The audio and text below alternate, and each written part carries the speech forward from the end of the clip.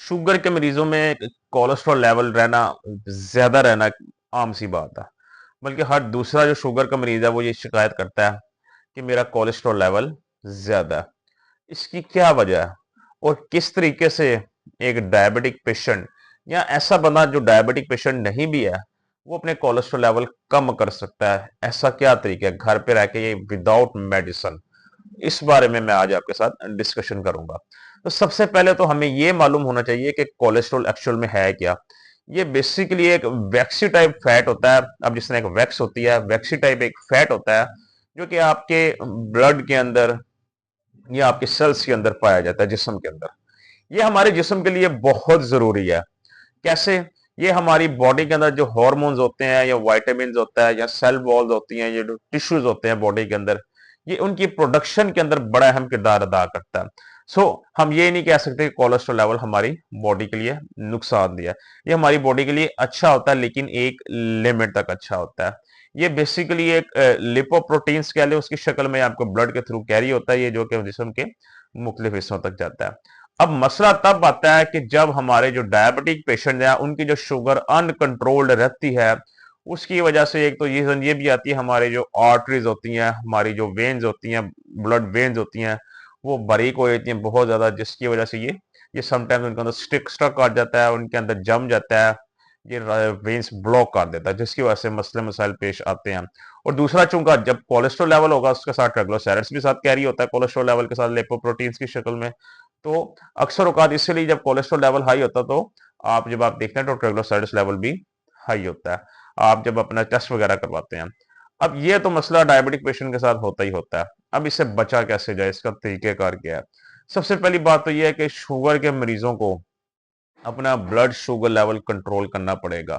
देखिए, अक्सर जो भी हमारा मामला सामने आता है, डेफिशिएंसी या विटामिन डी की या मैग्नीशियम की डेफिशिएंसी या ब्लड प्रेशर हाई है, कोलेस्ट्रॉल लेवल हाई है, कोई भी मसला है, ये सब मसले मसाइल हाई ब्लड प्रेशर की वजह से होते हैं।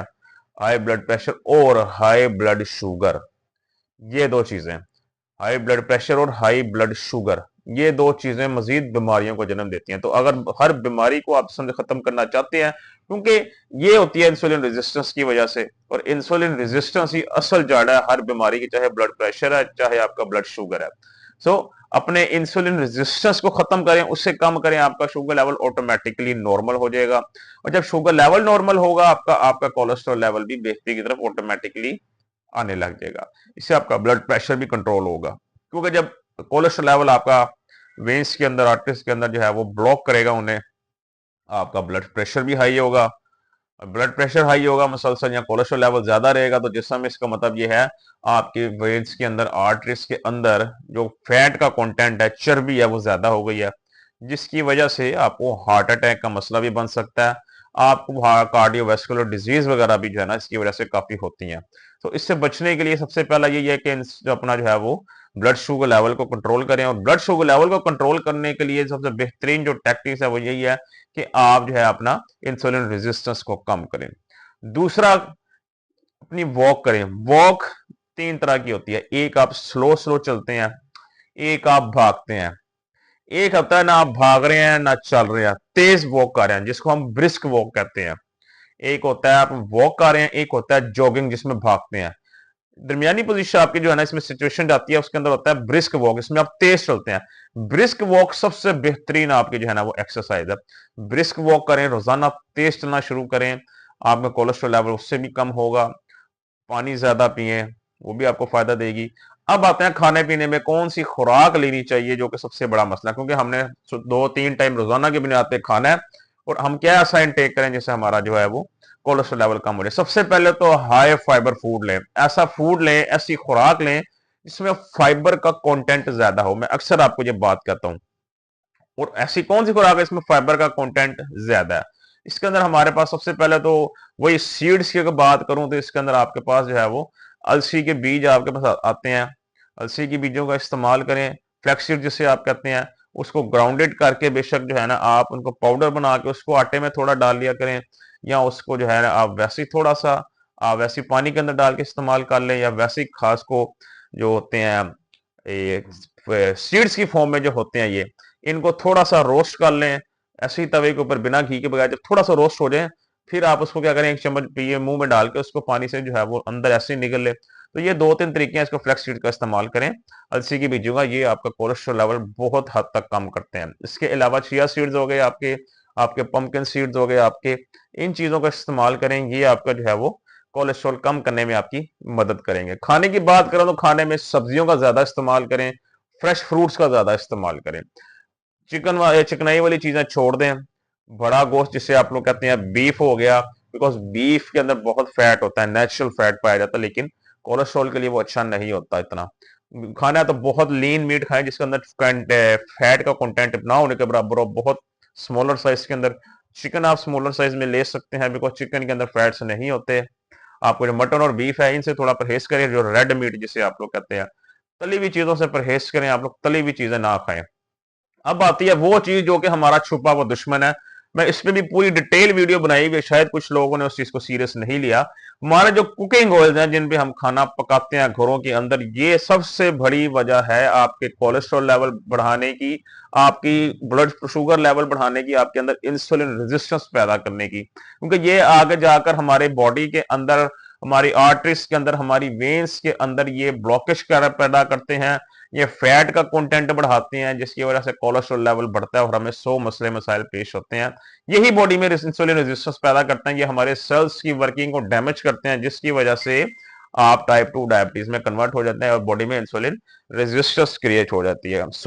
इस कुकिंग ऑयल को खत्म करें, इसको तब्दील करें किसी और ऑयल के साथ, मस्टर्ड ऑयल के साथ तब्दील करें, कोल्ड प्रेस मस्टर्ड ऑयल के साथ कर लें, जो आपका जो है वो पोमिस ऑलिव ऑयल होता है, पोमिस ऑलिव ऑयल, नॉट दूसरा, पोमिस ऑलिव ऑयल से इसको जो है वो रिप्लेस करें, कुकिंग ऑयल अपना चेंज करें। दूसरा, इसके अलावा को ऐसी चीजें खाना छोड़ दें जो कि तली हुई हो बहुत ज्यादा, चाहे वो घर में ही आपने फ्राई किया और कोई ऐसी चीज ही आपने फ्राई किया जो हमारे लिए डायबिटिक पेशेंट के लिए नुकसानदेह नहीं है। शुगर तो नहीं वो बढ़ाएगी चीज, लेकिन आपका कोलेस्ट्रॉल लेवल बढ़ाएगी। ये जो आप लोग कीमा वगैरह खाते हैं, बीफ वगैरह का, इसको फिलहाल छोड़ दें। आप लोग होल व्हीट ब्रेड का इस्तेमाल करें, होल व्हीट ब्रेड। एक तो होती है जो व्हाइट ब्रेड या ब्राउन ब्रेड, इनमें से कोई नहीं खानी, एक होती है whole wheat bread. Whole wheat जो है ना, ग्रेन्स का इस्तेमाल करें। आप दालों का इस्तेमाल करें ज्यादा, बिकॉज हर दाल के अंदर कंटेंट फाइबर का हाई होता है, हर दाल के अंदर फाइबर का कंटेंट हाई होता है, इसका इस्तेमाल करें। इसके अलावा सुबह उठकर, उठते उठते ही आप जो है ना, chia seed plus lemon, chia seed plus lemon, ये पानी का इस्तेमाल करें रोजाना के बुनियाद पे। सोने से पहले आप बेशक जो सेब का सिरका होता है वो 1 चम्मच पानी के गिलास में डालकर उसको पी लिया करें। साथ दिन में एक दफा ब्रिस्क वॉक जरूर करें। अपनी ये रूटीन बनाएं, फ्रेश फ्रूट्स खाएं, पानी का कंटेंट ज्यादा करें, पानी का इस्तेमाल ज्यादा करें। मेडिसिन पे रिलीफ करना छोड़ दें, मेडिसिन पे रिलाई करना छोड़ दें।